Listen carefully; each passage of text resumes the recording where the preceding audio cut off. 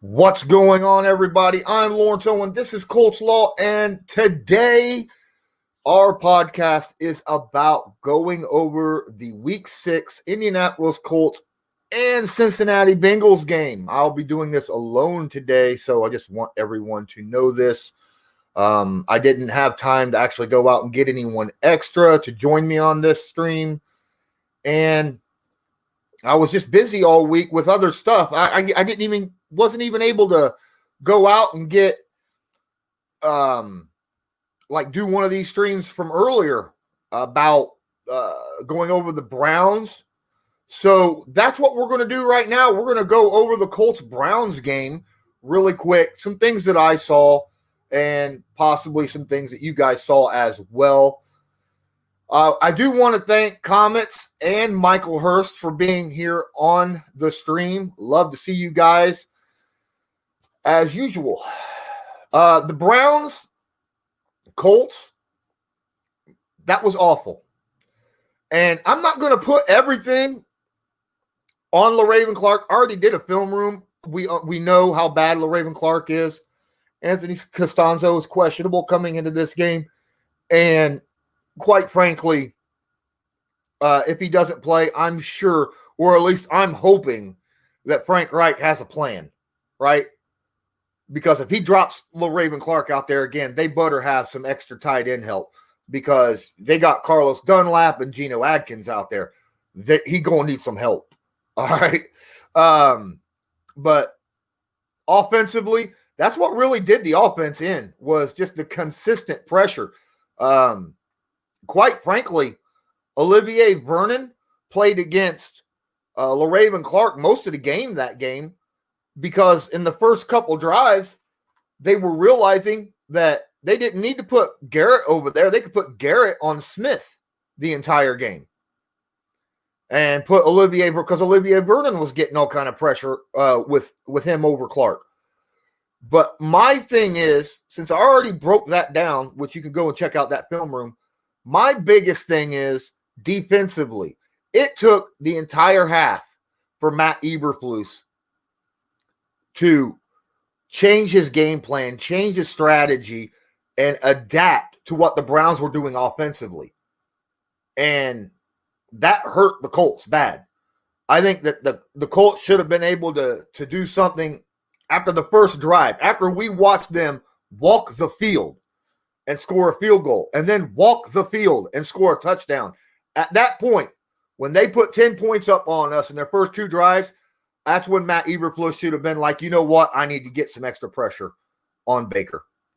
I need to get extra pressure on Baker. And he waited until the second half to start doing that. He finally did it. Colts defense started looking really good, but it was too late. I mean, the Colts were just in too much of a hole, and Phillip Rivers felt as though he had to put the team on his back and start making plays, and it just ended up looking bad in the second half for the Colts. But, so, I mean, I'm going to put it on Clark. I'm going to put it on Frank Reich for not adjusting because of the pressure, using tight ends and running backs to help give Clark a little bit of help. And I'm going to put it on Rivers because he, frankly, could have done it himself too, right? I'm not going to put it on him because of the interceptions. Those come with games. Those are going to come. You know, Rivers is going to throw an interception. Right now, he's on pace for 16 picks. All right. That's like what Luck averaged year in and year out.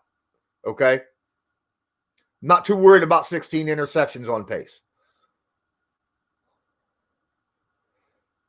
But I'm telling you, a lot of that had to do with the fact that Rivers felt as though he had to get rid of the football inside 2 seconds because he was under duress the entire game. He couldn't sit there and let a play develop to throw footballs because of the pressure he was under consistently, either by Garrett or by Olivier Vernon.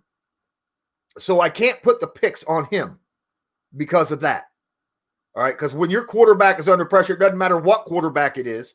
When he's under pressure, snap in, snap out, it's just going to kill him. Any quarterback's going to have a bad day. Go look at Tom Brady. Go look at Drew Brees. Go look at Mahomes, anyone. If they're under pressure, they're going to throw bad passes. But I think Rivers could have adjusted the play call, adjusted the protection scheme at the line. Even if the play call didn't have someone doing it, he could have adjusted it and said, "Hey, Hines, before you go out for the pass here, or Taylor or whoever, just chip that guy into Clark so that he can have an easier time against him."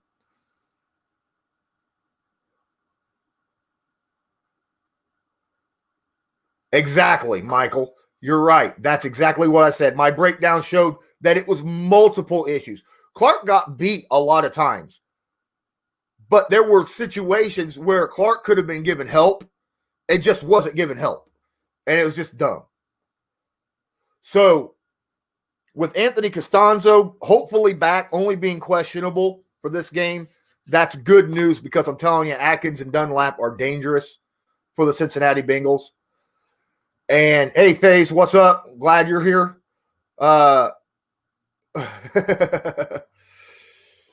Yes, I did. I was like, you know what? We'd lose 45-0 if Clark wasn't giving help. And it was basically, that's how it felt that first half, didn't it? Clark wasn't giving help. It was awful. But let's go in. I think we talk about the Browns enough. I do think that we talked about the Browns enough. Let's get into the next situation. Today, Colts fans got a scare, right? This morning, like 8 o'clock in the morning, the Colts facility was shut down. 4 people tested positive. And I was like, well, hold on. I was telling people all over, hey, chill out now. These could be false positives. We've seen that multiple times from multiple teams just in the past 3 weeks. And then around 11 o'clock, Jim Irsay comes out and says, hey, they're false positives. We're still going to play our game. And that was a very, very happy time for Colts fans when they seen that. That meant the Sunday 1 o'clock game was still on against the Bengals, and everything was on schedule. Now those 4 people that were tested positive, they did not come into the building today. They will come in tomorrow as just an extra safety precaution. And because of that situation, they didn't practice today. They just did kind of a walkthrough. But in fact, they called it a jog through because they didn't have the time that they normally would. So, but it was basically a quick walkthrough for them. But it's the Bengals. It's the Bengals. Now, granted, we can't overlook the Bengals because, any given Sunday, we've heard that, right? We all know this. But my goodness. You can't take the Bengals lightly because they do have weapons. And they are healthy right now. They are pretty healthy. You know what? Brian, he states on here that Nomadic Brian says, I don't want them playing on Tuesdays. No. I wouldn't mind them playing on Tuesdays. Because at least then that's prime time. National media, right? The entire nation would be watching that game. So think about that. FaZe, Bills blew the game against the Titans.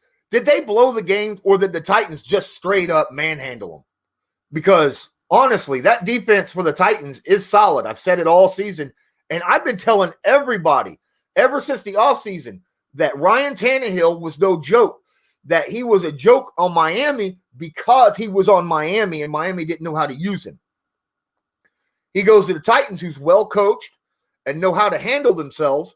And all of a sudden, for like the last, 15 games straight that Ryan Tannehill's played, he's one of the best quarterbacks in the NFL. So it's crazy. I mean, I've got a film room on him on YouTube showing this kid is good and he can scramble. I've tried to state that Ryan Tannehill can scramble.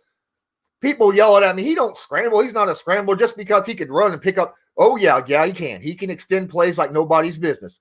I mean, he extends plays as well as Andrew Luck extended plays. Go watch what he does. He doesn't technically take off and run with the football nearly as much as, say, Andrew Luck did, but he can do it. That's what I always said. Exactly. you find that Bills fans are insufferable. Their team isn't half as good as the trash they talk. They've been calling for defense, top 5 defense all season, and screaming MVP. Michael Hurst, let me explain something to you. Before Sunday's game against the Titans, Josh Allen was playing very good. He still was an MVP. He was in the conversation, but there's no doubt in my mind that Russell Wilson's MVP right now, without any question. Let's get back. We got done talking about the COVID-19 situation. Let's talk about the injury report for the Colts. We'll start off with the Indianapolis Colts. Sorry, Jordan Wilkins is questionable right now. Chaz Green, the backup left tackle, and Mo Alley-Cox are both out of this game with injuries. Kimoko Toure is still out due to, his situation. Sky Moore is out. Roland Milligan and Marvell Tell, obviously, because of their situation. Danico Autry is questionable. Justin Houston is questionable. Darius Leonard is doubtful. And if I hadn't said it before, I am going to say it again. Anthony Costanzo is questionable. And quite frankly, Anthony Costanzo is a big deal. I think Anthony Costanzo is a bigger deal than Darius Leonard because, and I'm only saying this because I think Bobby Okereke and Anthony Walker are a good duo as well, not just Anthony Walker and Darius Leonard. But the questionables on Autry and Houston, either side, pass rushers, that's going to hurt. Danico Autry is very solid, but I think he's got a twisted ankle or something. And then, of course, Justin Houston, he's questionable as well. That's not good because Justin Houston's on a rampage right now with getting pressure right now. Let's go look at the comments again. We might be getting Toure and Pittman back after the bye. Comments. He says that we will be getting them. We may. I'd love to see us get them both back after this game during the bye week. That's when they're going to look at both the guys. Now, remember, Michael Pittman, if you didn't know, just had a second surgery to seal up and finish up the open wound in his leg last week, right before the Bears game, I think it was. Like right during the Bears game, he had that second surgery. So it was like 2 weeks ago. But I think he'll be fine. We'll find out when he'll come back. It might take longer than 2 weeks for him to come back. But hopefully, well, Michael Hurst says it's time for Ben Banigou and Tyquan Lewis to step up. I'm going to tell you what. Tyquan Lewis, they had a lot of good things to say about him. We haven't seen much from him because of the depth that we've had, how good our starters have been. But he was really coming on during training camp. So hopefully we do see him step up real well. Yeah, he did watch the game, Pace. I actually watched the stream. That's how I knew about it, because I watched. Yes, that's right. I watch Michael Pittman Jr. streams too. I watch everybody. Any kind of media that comes out from the Colts that I see, man, I ingest that stuff. That way I could come back and have full knowledge for you guys. So I think sacks have been MIA lately, nomadic Brian. I do agree, but that had a lot to do with the fact that the Browns were going into really good protection mode against the Colts in the first half last week. The second half, the Colts were getting a lot of pressures. And the week before that, we did get a lot of hits. We got sacks. We got safeties, interceptions. We had the pressures. Last week, we went that first half and it just hurt us. And I think with the injury bug that we have right now, I think that Matt Eberflus might feel better about sending 5 more often than what he did against the Cleveland Browns, or what he has been doing the rest of the season. Hopefully. I hope. Let's talk about the Cincinnati Bengals. The Cincinnati Bengals really don't have a whole lot of people that I could tell that's out. Mackenzie Alexander, their starting cornerback, is questionable for this game. Their defensive tackle, it's a backup, Josh Tapuo. He's out as well. And offensively, I don't think they have anyone out. No, they're 100% healthy on the offense, which is unbelievable. Joe Burrow, Joe Mixon, A.J. Green, Tyler Boyd, T. Higgins. Man, that is a dangerous set of people. And don't forget about, man, they got John Ross III, the burner, on their team as well. So we got to pay very close attention to that as well.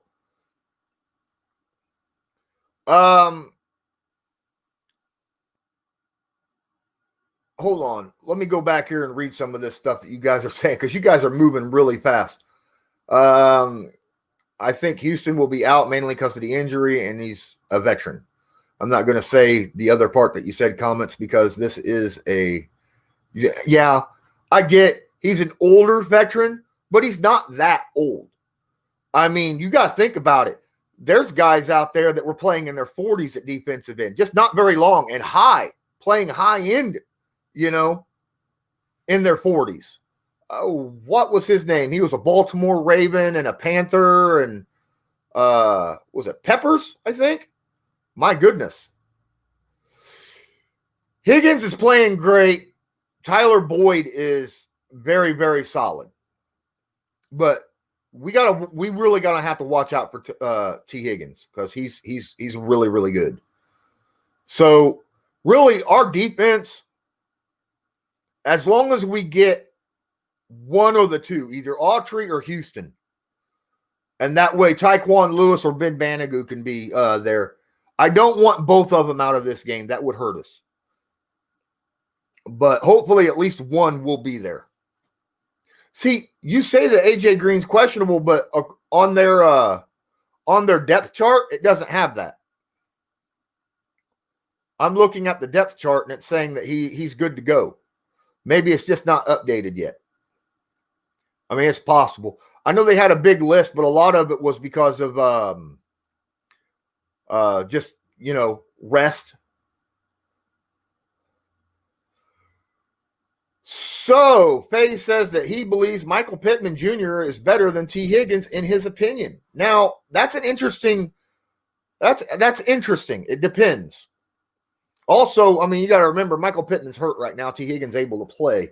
And I don't know when Michael Pittman Jr. is going to come back. I'm more worried. I know this might sound odd. I want to hear about Paris Campbell and how his rehab is going. I want to know how Paris Campbell. I've been talking to some of the guys who are questioning the coaches all the time.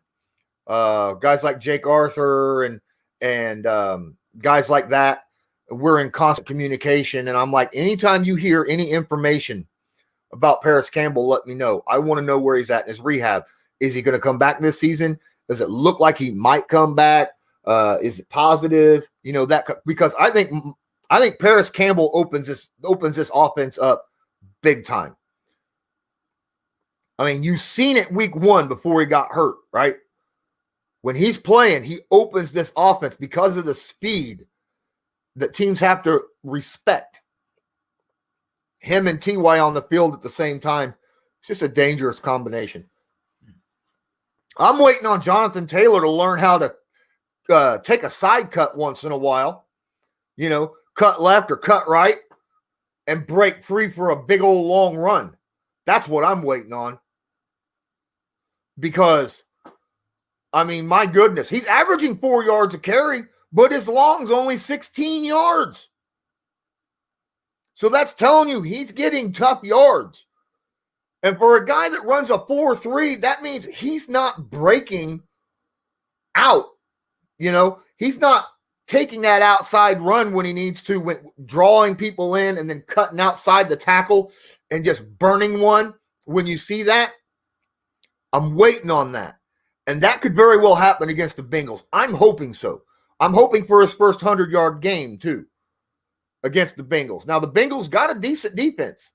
They do. They really do. They do have a decent defense. The point spread right now, Colts Bengals, I think the Colts are favored by 8. And the over-under, last I checked, is 46. And if I was going to bet, I think the Colts should win by 8 points, by more than 8. And that's just because of how bad the Bengals, their offensive line is awful. All right. I don't expect the Colts to actually send more than, I don't expect them to blitz very often in this game, especially considering what you've seen in the past with the Colts. And then the fact that the Bengals deep offensive line has just been god awful. If I remember right and I look, Joe Burrow is on pace to be sacked 70 times this season. 70. The Colts need to get in on this. The Colts need to get in on that. That's why I'm really hoping Autry and Houston. Houston especially, because Houston beside Buckner is so scary. So scary.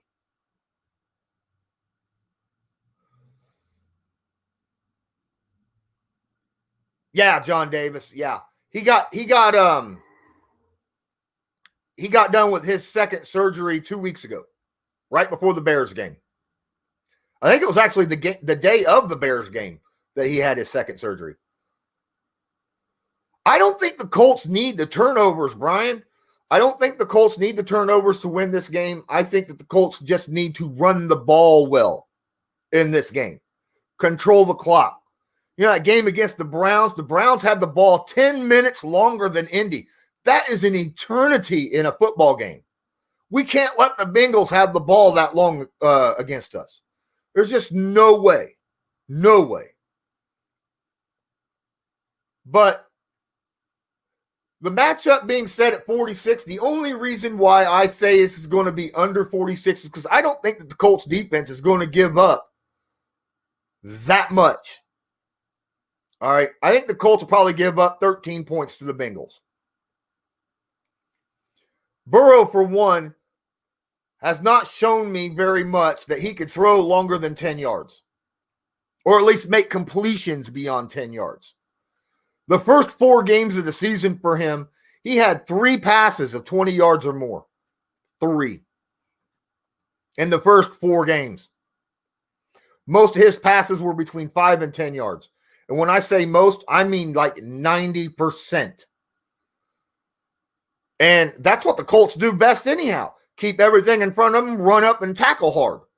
I think that they could play a lot of good, really close zone, like when someone runs into their zone to actually close in on them.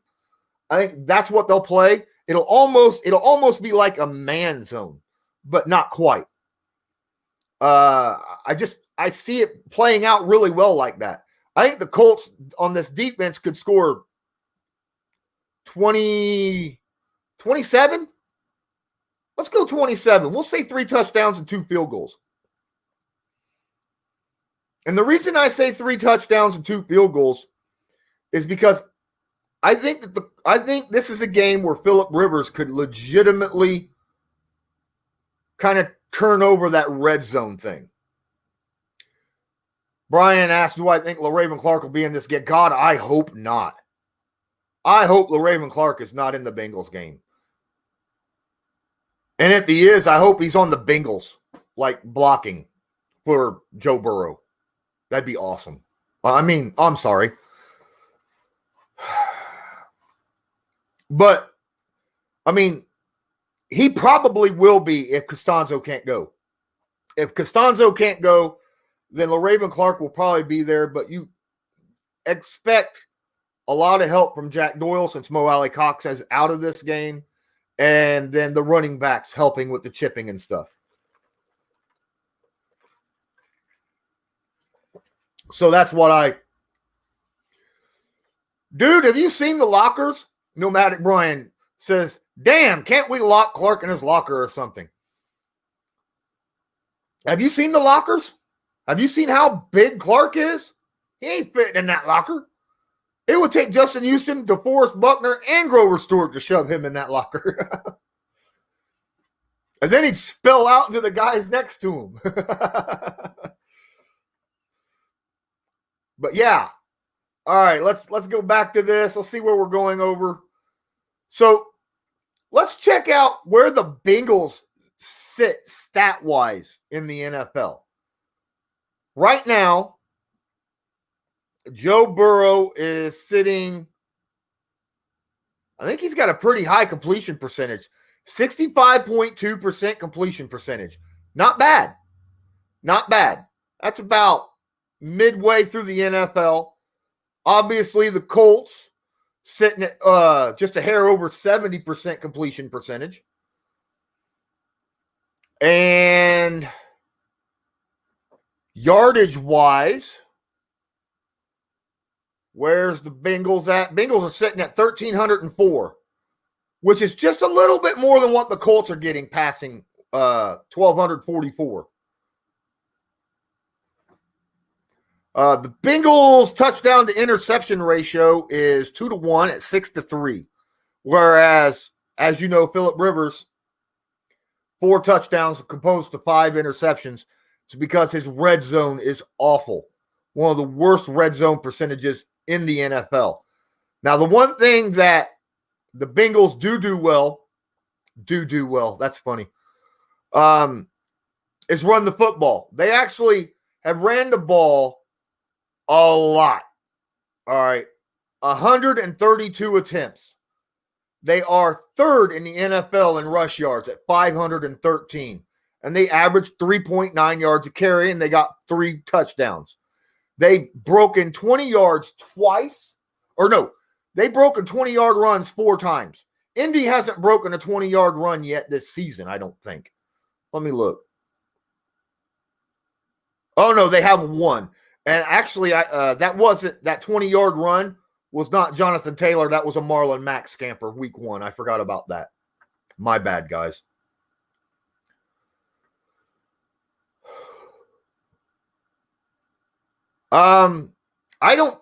Faye's talking about starting Jacob Eason. I don't think it'll happen.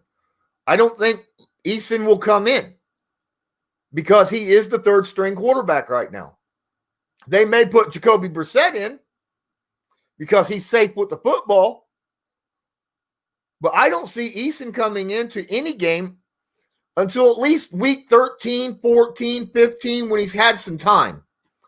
But I think that I think Eason just needs a little bit of time there to learn things. Well, let's go into defense. Where is the defense? Passing defense for Cincinnati Bengals. Oh, my goodness. I can't even find it on the list. There it is. They give up 6.7 yards per attempt. Ew. That's not good. That's very good for the Bengals. That puts them at 6th in the NFL at yards per attempt against them. You know who's tied for 1st? Indy. But, of course, Indy's also number 1 in pass defense, but not by much, only by about 40 yards past the Patriots. That Browns game really hurt them. Yardage-wise, however, Cincinnati is about mid-tier, it looks like. They've given up 1,154 yards through the air and 7 touchdowns. Oh, my goodness. They've given up 7 touchdowns, and they've gotten 5 interceptions. So Rivers needs to be very careful in that situation because they've gotten 5 interceptions through the first 5 weeks. Well, guess what? Phillips thrown 5 interceptions the first 5 weeks. So that's not good. But defensively and against the pass, the Colts have the edge. Rushing defense right now, yardage-wise, the Colts fell. No, not by much, though. They're still 4th in the NFL.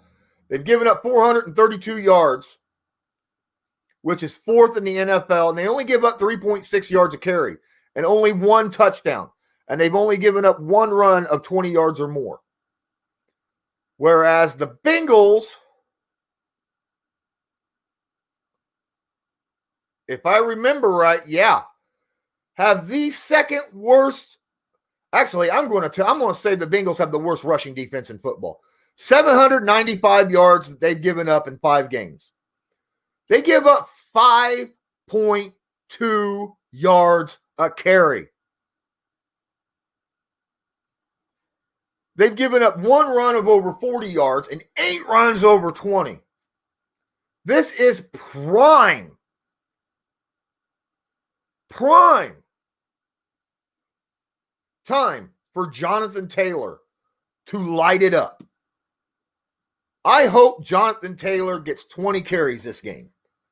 I hope Jordan Wilkins gets at least 8 or 9.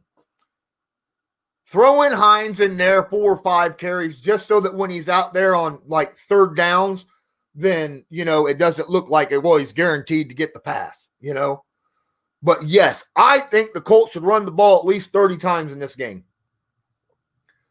Man, if the Bengals are giving up 5.2 yards a carry, the Colts should be getting 250 yards rushing against them, right?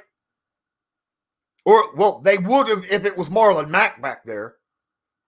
They definitely would have if it was Marlon Mack. Jonathan Taylor just needs to understand the NFL a little bit better, the speed of the NFL and realize, hey, you got to use your speed more than your power in the NFL. These guys are bigger, stronger, faster. Don't just take it up the gut, expect to break 5 tackles, and then take it to the house, right? Sometimes you got to edge up. What's up, Alan James? He says, what's up, Colts Nation? Sometimes you got to take it to the outside, even though it's scheduled inside. Take it to the outside and use your speed to burn everybody.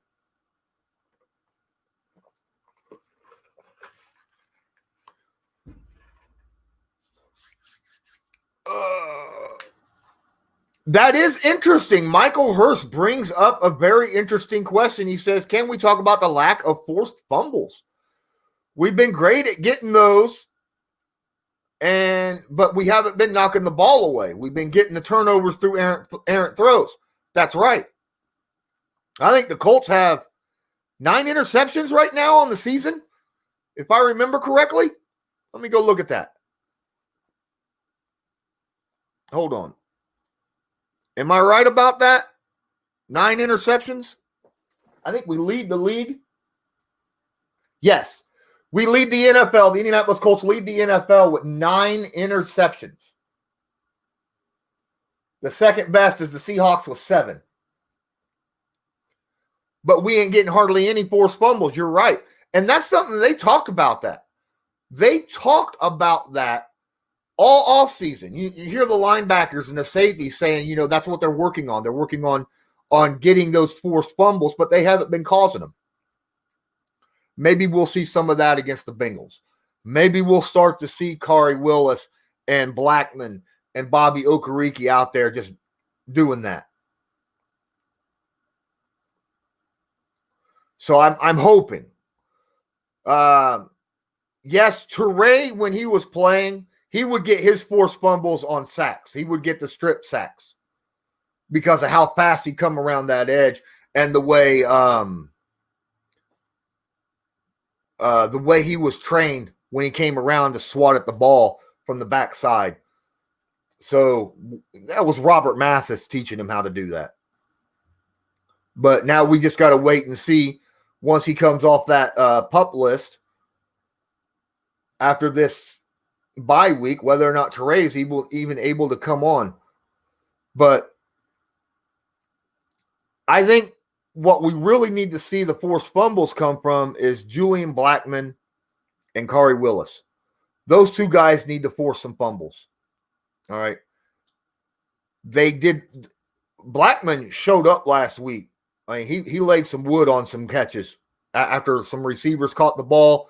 I mean, he planted his helmet on the elbow of one guy, and they were thinking that was a forced fumble, but it wasn't. They called it an incomplete pass because he didn't even get 2 steps or was able to make a football move. So, that was an incomplete pass. I understand that. That's how it works. And I'm going to take a pausing moment right now and tell everybody, hey, this is my featured podcast here on Sportscaster, and it can be found everywhere. everywhere that you listen to podcasts, whether it be iTunes, Spotify, Podbean, whatever. All right. You can especially find it on Sportscaster.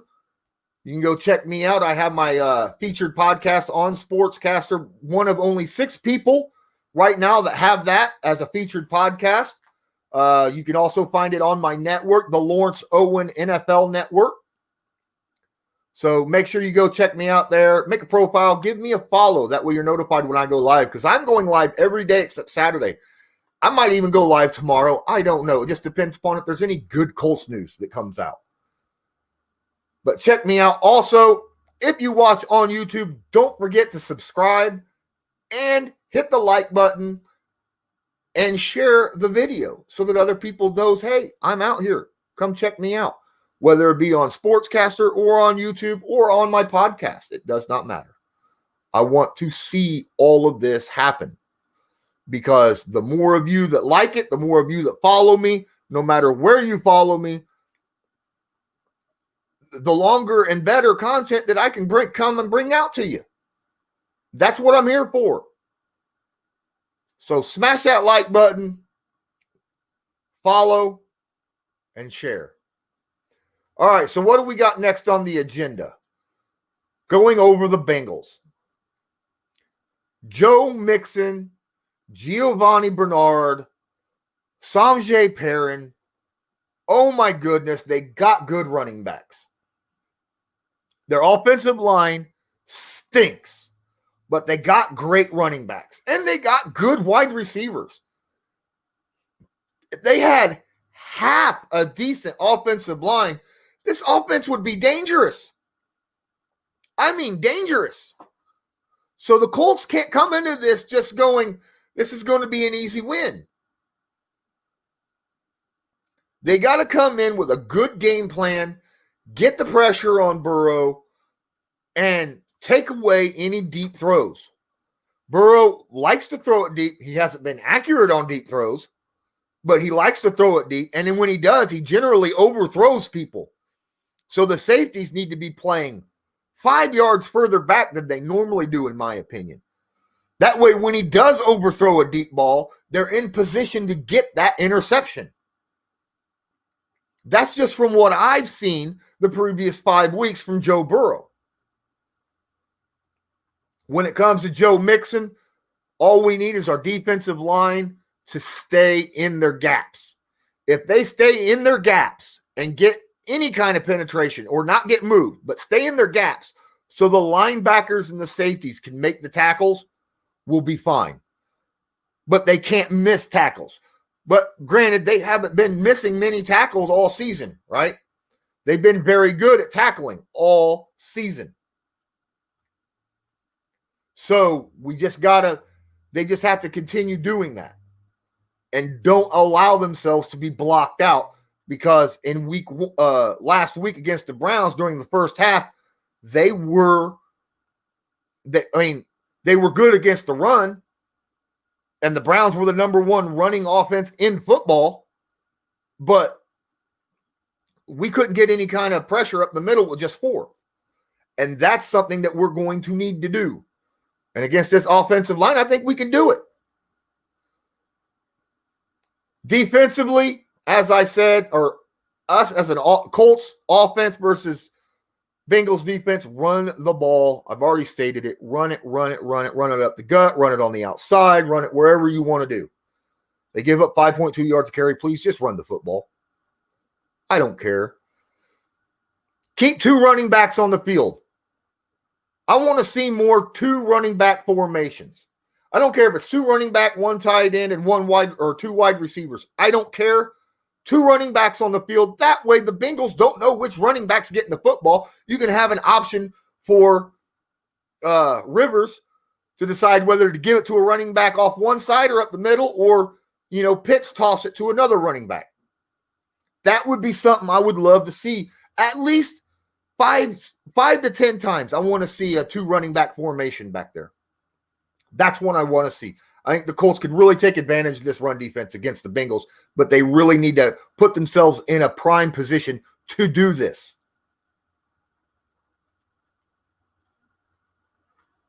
John Davis says the Bengals are in the NFL and there's no awful NFL team. You were right to say we can't sleep on this like any like like this the glitter kitties. I agree. But here's the thing.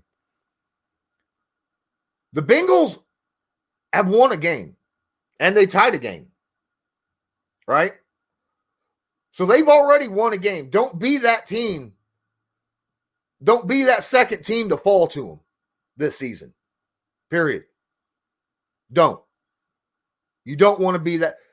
If the Colts leave this game after week 6 and are 3-3, I'm going to be incredibly disappointed. Excuse me. Absolutely incredibly disappointed. I don't want to see that happen. I'd like to go into the Lions game fresh, healthy, and 4-2. That's what I want to see after the bye week. All right. So we've already established and talked about, we went over the Bengals, the matchups that we got to watch. I think the biggest matchup, it's going to be our secondary versus Burrow and those wide receivers. All right. And not just one or two. T. Higgins is a big dude. He is a big dude. And I would put Rock Ya-Sin on T. Higgins because Rock likes to play really physical. That's where I would put him. And then, of course, A.J. Green. Hey, let an all-pro handle an all-pro, right? Roads closed. Put Xavier Rhodes on A.J. Green. And then you could have more on Tyler Boyd. I would have no problem having a 2-deep man coverage. Generally playing man coverage. But I doubt they do that. I think they're going to play a lot of zone. And if they do that, then there is no man-to-man. You can't say put this guy on this guy, this guy on this guy. They'll just be playing their zones. But I want to see a 2-deep zone if we do play 2-deep zone. If we play a cover 2 or a cover 3, I want to see that safety or safeties very, very deep. Because, like I said, you're going to see John Ross peppered in there from time to time. And he is as fast as they come, man. He is as fast as they come. A 4.22, I think he ran at the combine. He hasn't gotten a crap ton of catches, but that's just because he's had a lot of injuries since he came into the league 3 years ago.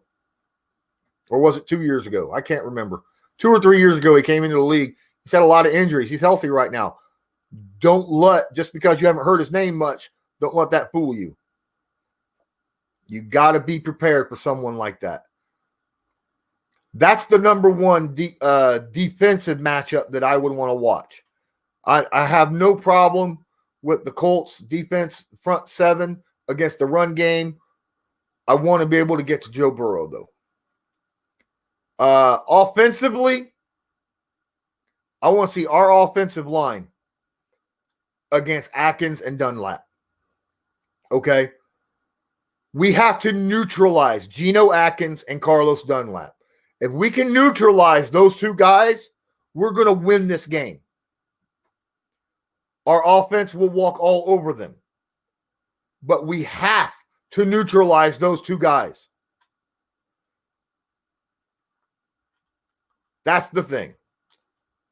Because both Carlos Dunlap and Geno Atkins can take over a game. They are very potent defensive linemen.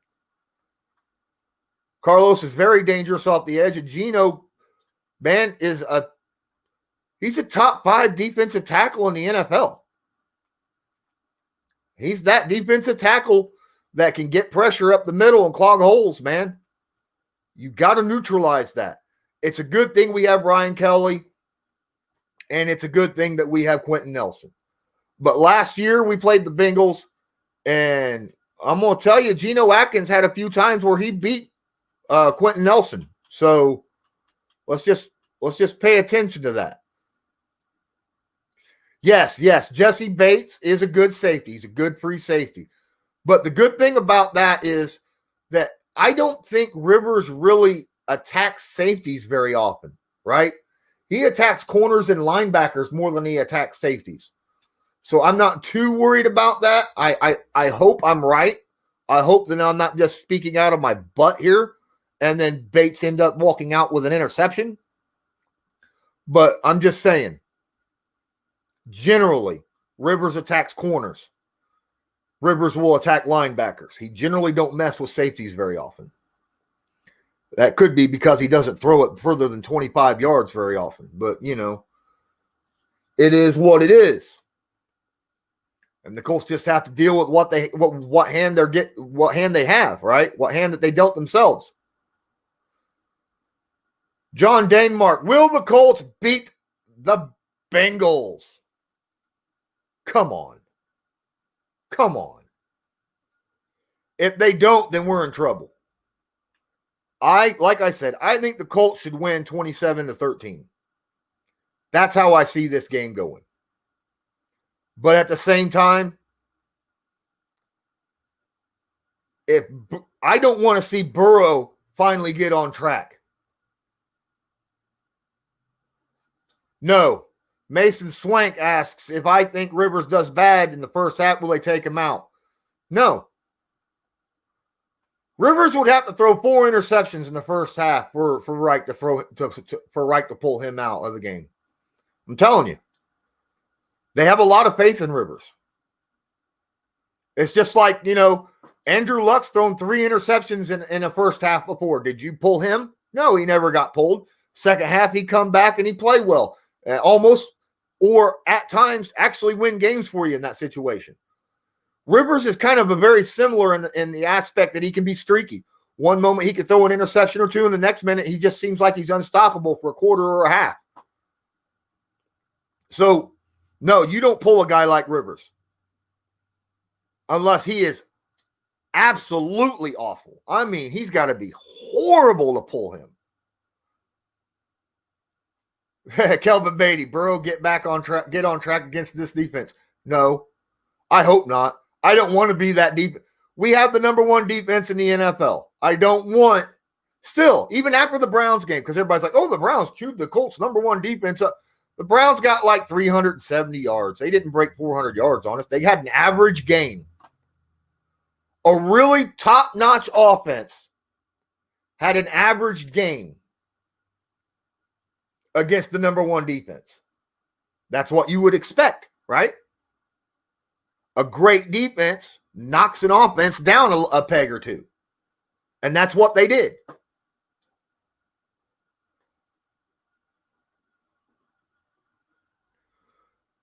He is able to move in the pocket. He just is not a very big scrambler. That's the thing. He's able to move side to side and up and down a couple steps in the pocket to avoid pressure. But last week, we had a ton of pressure where if he has pressure in his face, he can't step up. He's one of those quarterbacks that if he's got room in front of him, if the guards in the center hold their blocks, he can step up into the pocket. And he's good at that. That's why I'm saying we have to hold Geno Atkins in check. Because if we let Atkins get any kind of penetration, Rivers is going to have a bad day. But I think, as I said before, I don't want Rivers to throw the ball more than 30 times. I want to see Rivers throw it 30 times. I want to see the Colts run it 30 times. That's how I want to see this game go. With the way the Bengals give up 5.2 yards a carry, absolutely. The Colts should be running the football all darn day.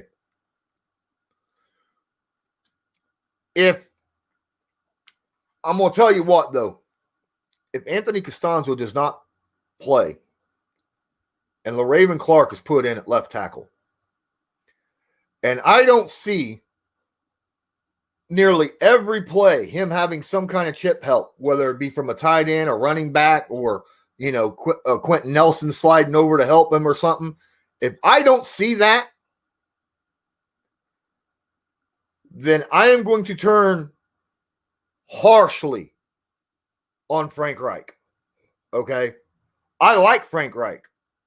I think he messed up last week, leaving him on an island against Vernon and Garrett. I think he messed up. I don't want to see him do that same thing against Carlos Dunlap. No, no, no, no, no, no, no. Vang Wong says, how can we trust Rivers again? I don't have a problem with Rivers. Rivers was under pressure like way too much. That's why he gets those interceptions, because he's under pressure so much. We screwed up. Coaching screwed up last week. That's why Rivers we're like, well, those were just bad passes that Rivers threw. He was under pressure so much, he felt like he had to throw that football under 2 seconds. He didn't have time to let plays develop. Of course, you're going to get turnovers when you have that kind of pressure on any quarterback. Belcher says we need Andy Dalton next year. No, we don't. I don't want Andy Dalton next year. Now, the Indianapolis Colts give a second-round pick and a third-round pick for Sam Darnold. I wouldn't be too upset over it. I'd be okay with that trade. That's kind of a big thing that's came out lately. Trades and Indianapolis being linked to Sam Darnold. What do you guys think? Do you guys think that the Colts, do you think that would be a good thing that the Colts gave up a second-round pick and a third-round pick next year in next year's draft to get Sam Darnold? I like the idea. I think Darnold with a good team would be outstanding. And could you imagine? That's the guy that the Jets traded up for with the Colts and gave all those second-round picks, 3 extra second-round picks to the Colts, and the Colts ended up getting Quentin Nelson and Darius Leonard and Teray and all them guys. Could you imagine the Colts getting Sam Bradford too? Then you would have Sam Bradford and Jacob Eason next year on the team. And then you could let go of Phillip Rivers. Then you could let go of either Phillip Rivers or Brissett. One of the two. I wouldn't get rid of both of them because you'd still want a veteran quarterback on the team. But I like the idea of trading. Sam Darnold right now is damaged goods. He's not worth a first-round pick right now.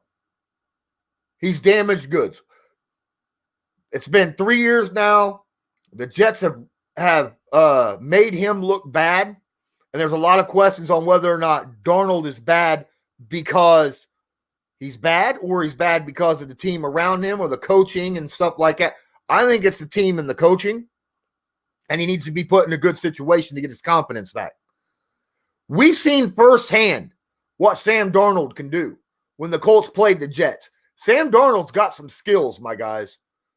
Yes, we got 3 interceptions on him. But hell, man, he was throwing under pressure 99% of the time. And he had no one to throw it to. Man, if he was on the Colts, it'd be a scary situation. Mason Swank asked, will they bring Houston back next year? I'll tell you what, if he continues playing the way he's been playing the first quarter of the season, absolutely. I would definitely give him another year or 2 contract extension. The guy's got like 4.5 sacks in 5 games. All right? Tack on a safety to that. Yeah, he's doing fine. Got a ton of pressures. Good tackles. He's playing great for his age. Absolutely, I would bring Houston back. There's no question about it. What do you guys think?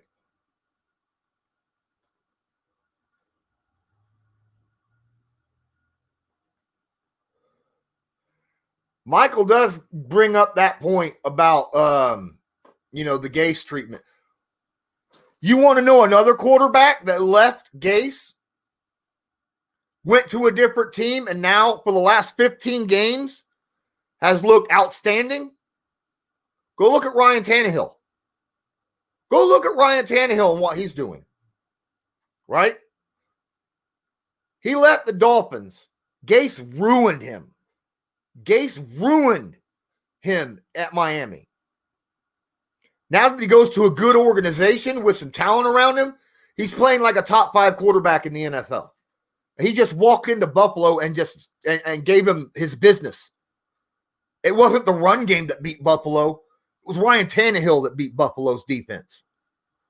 And I think that's the kind of thing that you'll see from Sam Darnold if Darnold leaves Gase in the New York Jets.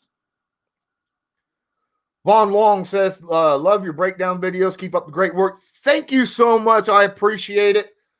While I'm sitting here, don't forget, I do a breakdown film room every Wednesday at 5 p.m. exclusively on Sportscaster. Okay, so if you want to watch it live and make any comments or anything like that, make a profile on Sportscaster and give me a follow so you're notified when I go live with those. No. Gase did not coach Rosen at all in Miami. I don't know. Because Gase has been with the Jets for 2 years now, hasn't he? Isn't this Gase's second year as a Jet coach? And Rosen was only at Miami last year. Because before that, he was with the Cardinals. Mason Swank asks, do you think the Colts will play cover 3 most plays to stop Ross from the deep threat, or will they stick to cover 2? I think they'll play mostly cover 2, but I would not take away the cover 3 when they decide to blitz, when they decide to throw in, say, a nickel blitz or a linebacker blitz or a safety blitz. I could see them dropping to a cover 3.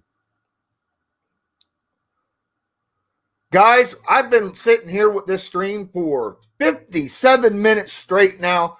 My throat is getting really sore. I have been screaming to you guys.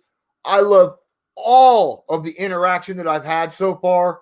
Thank you guys for coming on here, giving me your opinions. If you're listening to this or watching this after the fact, please follow me on Sportscaster. Please follow my podcast and follow me on YouTube. You can also check me out on Twitter at Colts_law. That way you can get all the information from me. Don't forget to like my videos, subscribe and follow, and share them with whichever platform you actually watch them or listen to it. This is a podcast. Please feel free to share this as well. And until next time, guys, Harrison Hype, thank you so much also for liking my guy here on liking my videos as well, especially with the Raven Clark video. I definitely think he has to go. But until next time, guys, I'm Lawrence Owen with another Colts Law. We just went over Colts Bengals. Had a little talk about the Colts Browns previously because I missed that earlier. And until next time, have a good one.